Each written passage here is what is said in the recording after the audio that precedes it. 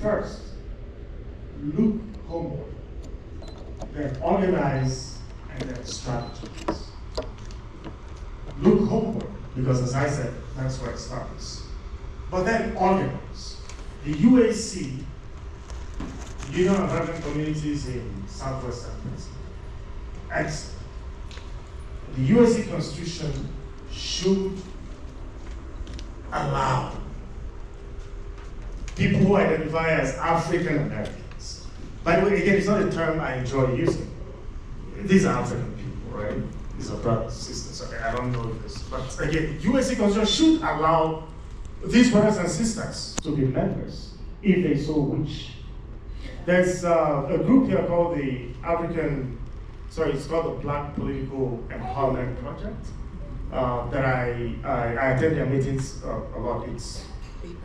Yes, one of our African American elder statespersons is in charge of that group. And one of the things I always tell them is that you can't fight from multiple fronts if the war is leveled against you as a single entity. Once you divide the forces, then you start to. So you do that. Now, if there are African American groups as well that are supposed to be strictly for African Americans, open them up.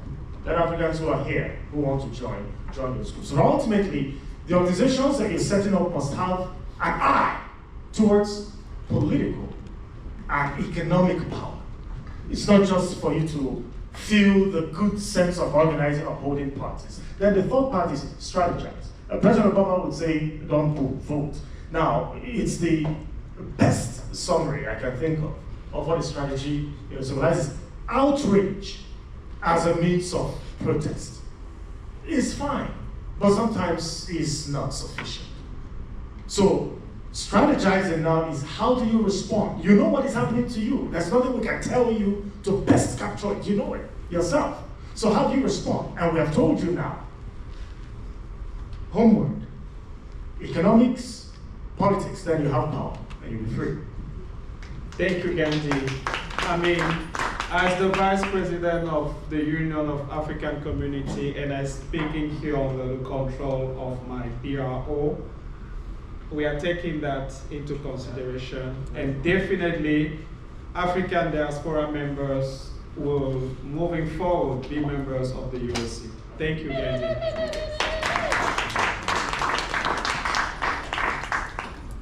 Okay, I will also like to say that years ago, maybe even 30 years ago, Allegheny County hired me to do some things in the projects. And I labeled it Tearing Down the Stereotypes. And I went from project to project where I was talking about tearing down the negative things that people have about Africa. And also, we, the Africans who are here, also learning from them. Unfortunately, it didn't last long because I became a teacher and I had to teach, and they wouldn't let me go to the projects anymore, even though I went to certain school districts and talk about the same topic. So I would like us as a group to think about that, where we can go back to the places where they need to hear these things. As children, I used to dress them up with my African clothes that I have for children, so that they will know even the meaning of a word like Jinyame, or they have all these symbols that they don't even understand them. So we need to go to these places to talk to the children, to know their heritage, because they don't do them in the schools. Also, you adults who have money, visit the continent and invest in some things over there. The Ghanaian government especially will give you a whole lot of things. You can open accounts where you can do certain things online where your money will be safe. So visit the continent and go to certain places where they are allowing you to come in. I gave you some sheets about citizenship. Yes, look into that too. You can have a dual citizenship. Thank you. Thank you, Dr. Ahmed. So I agree with everything that I've heard my colleagues here say. and my brothers and sisters on this stage, I'm going to say something that I think may be a little bit controversial, but this is the place to have controversial conversations, right? So what I'm going to say is a practical step is we have got to stop blaming other people and other things for the fractures between our communities.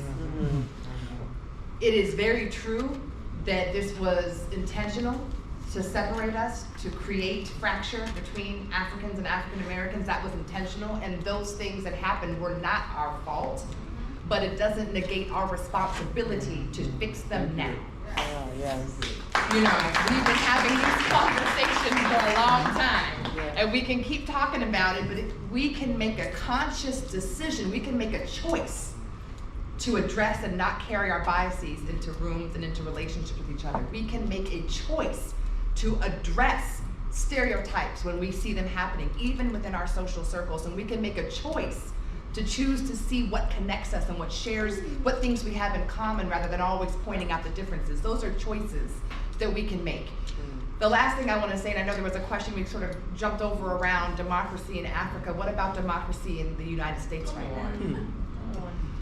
We are under attack right now. And that is all of us.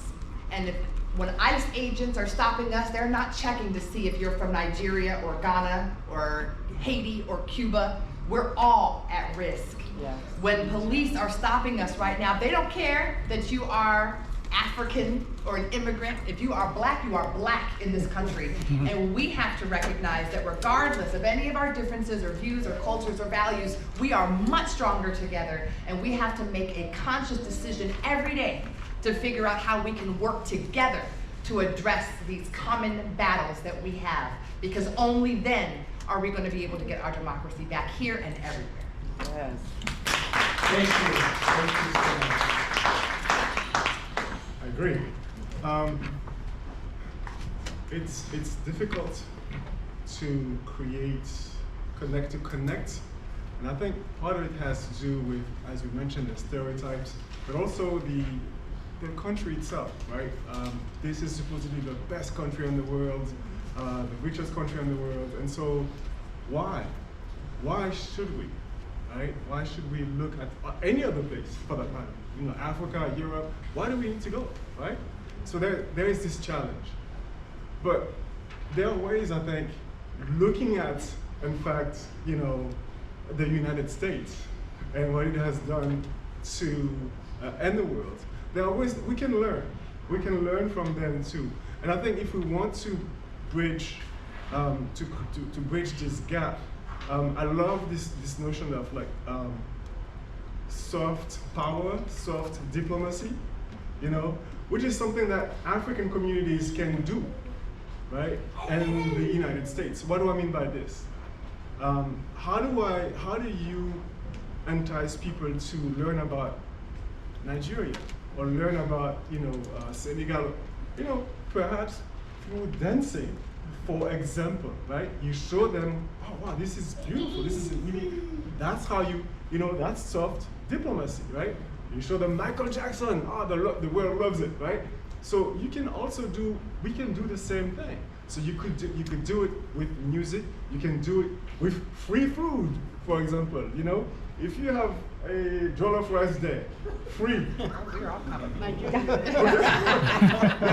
and Ghanaian, and Senegalese, Right. people are going to come. But this is how you introduce people to the African continent and to African people, and this is how you give them the desire to go, right? So we have to, the tools are there, right? And maybe we don't have that much resources, but there are ways to connect to this, you know, what politicians call soft cultural power, soft cultural diplomacy.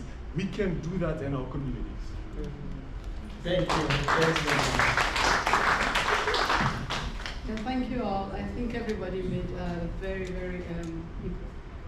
very crucial point. And the thing about life is that most of the time we know what's right to do. But the thing is we never really do it.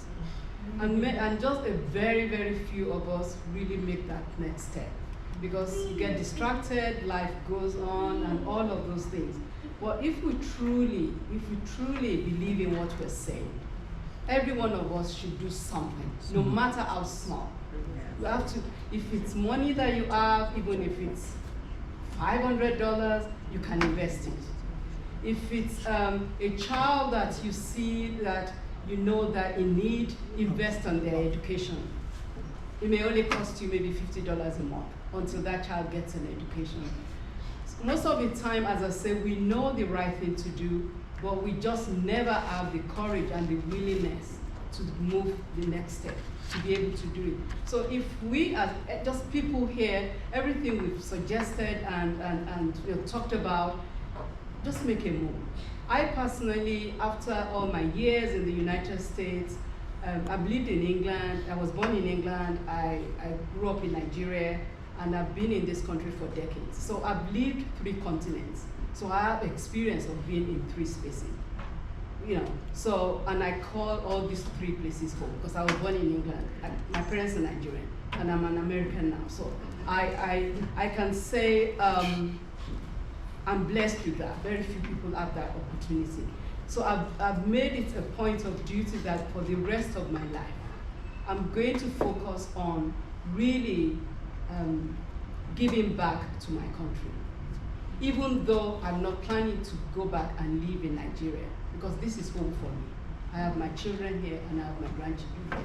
But I can still do a lot in Nigeria, and that's what I'm doing now. So with my work as someone in public health, I've decided that I will continue to find projects that I will be able to do back home, to continue building capacity for people back home, especially the youth, especially middle school, high school, and college students, because those are the future of Africa.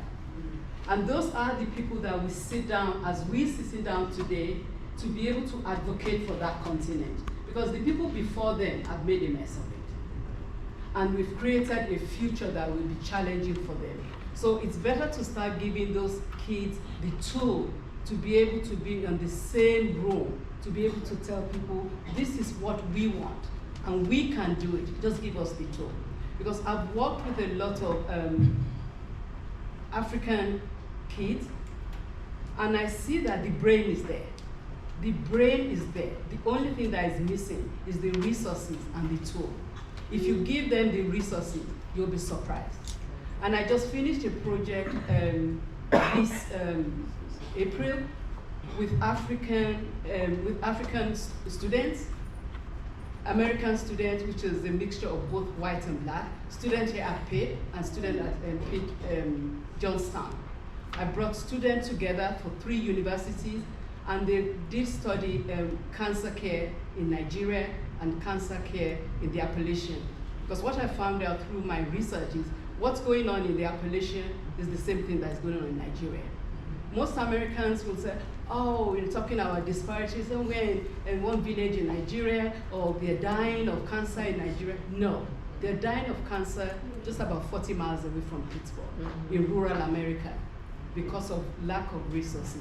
So I want my students to see that what's happening in Nigeria is similar to what's happening in some part of the US as well. And how do they start thinking about solving problems, both globally and locally? They don't see themselves as, okay, it's all problem there, because there's all problem here as well. But they have to start learning to sit down in the same space and start thinking about solving problems, solving their own problems and solving the global problem. So my goal is to start preparing the next generation of problem solvers. So at the end of the day, Africa has, especially like Nigeria, the median age is 17 years old. So you can imagine the millions and millions and millions of Nigerians, they're in that middle age. And what's their future? So if we don't invest in those children now, we're going to repeat the same thing. So in our own little way, you invest, you do teaching through research, to selling and buying, whatever you do, you are really giving back.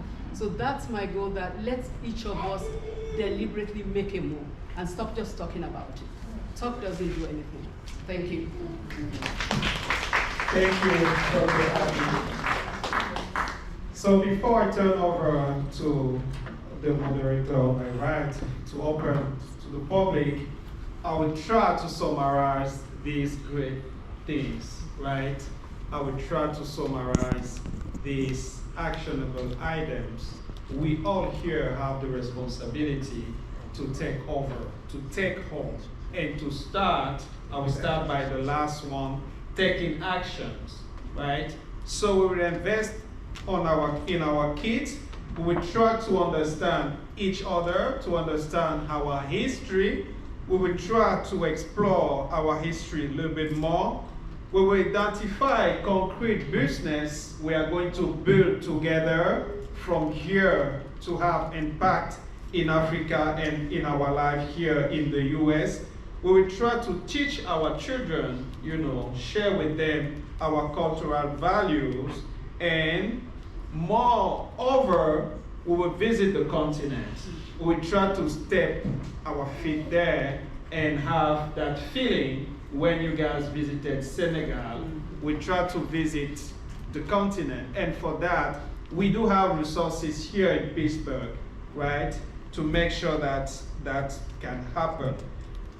Also, we have to work together, and we can use diplomacy, we can use soft power for that, meaning through our dance, through our culture, we can have a real impact and we can bridge that gap between our two communities. So I will turn over to Samantha, who is going to open to the public for your question. Thank you. Thank you. Can I add one point? Sure. I'm going to add a footnote. Yeah, always. I think that, in the summary of everything, I think the point that I took out, and correct me if I'm wrong, is that our enemies recognize the value of our children more than we do. Children are the only way to change our future, right? You will not be here for this future that we are building. None of us will be here for this future. And our enemies are constantly targeting children, right? So much so that people are working 18-hour shifts and never see their kids. They never get to speak to their kids. They never get to smile at their kids. They never get to feed their children, right? That is on purpose. We are lacking, as a community, love for our children. Our children are not finding love in any space, not even their homes, right? And I think that white supremacy is dependent upon us not loving Black kids. We beat them, right? We don't feed them correctly, right? I see children go to school eating donuts for breakfast, donuts and juice, right? There are kids that are actively watching on their tablets because their parents do not have time for them. They are actively watching content that is meant for adults. They are consuming media that is absolutely not meant for children.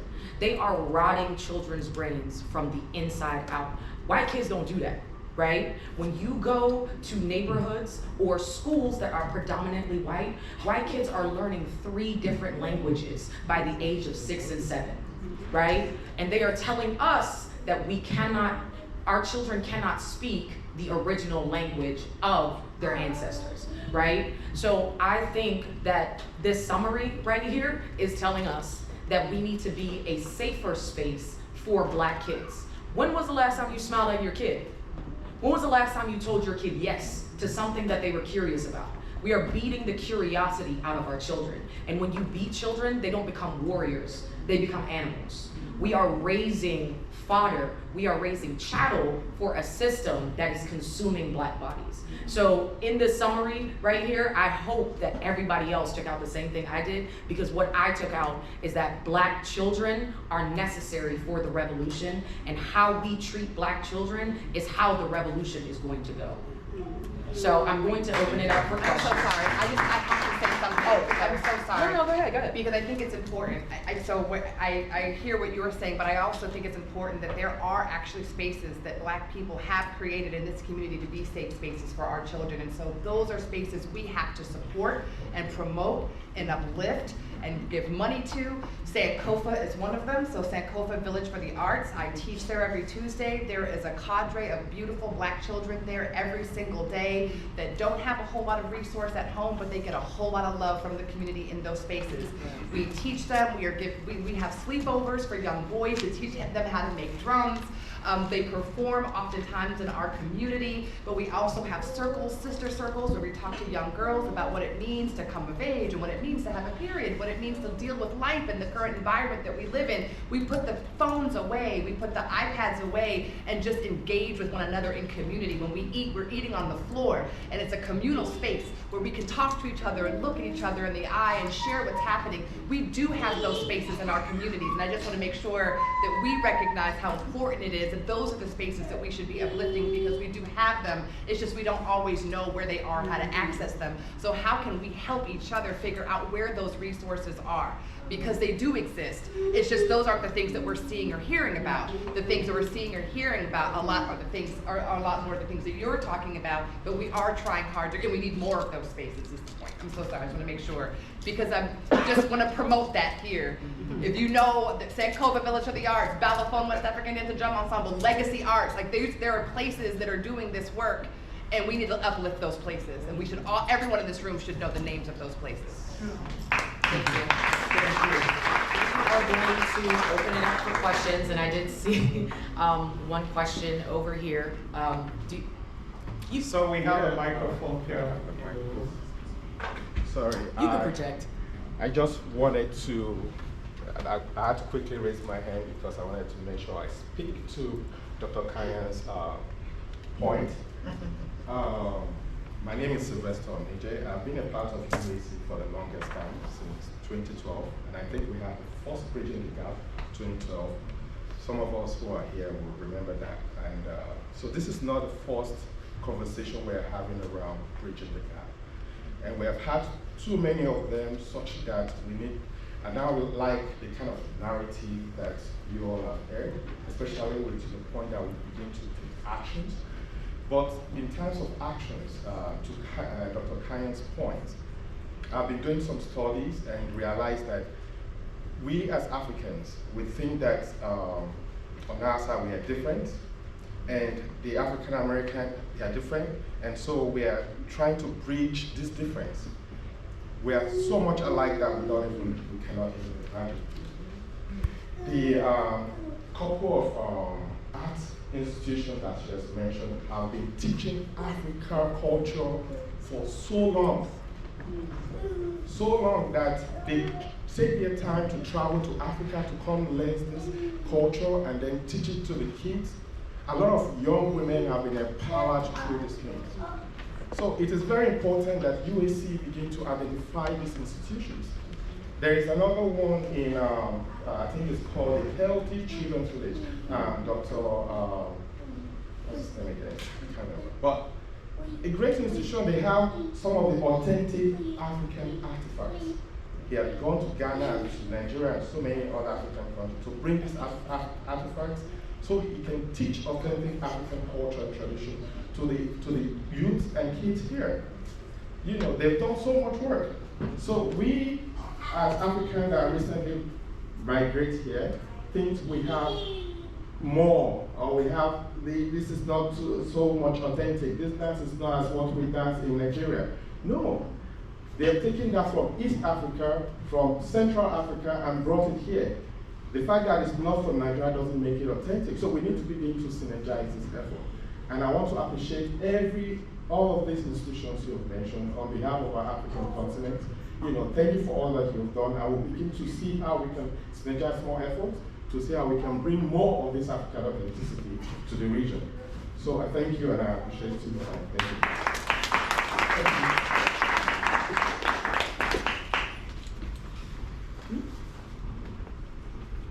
My name is Eric. I'm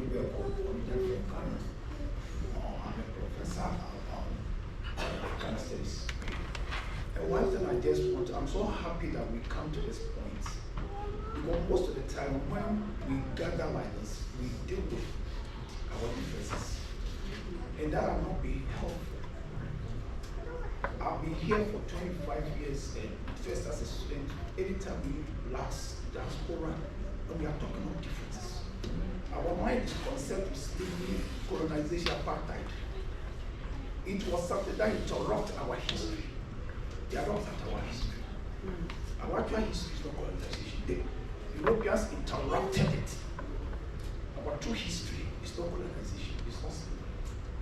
We have to find similarities that we have and share together. One thing I like about my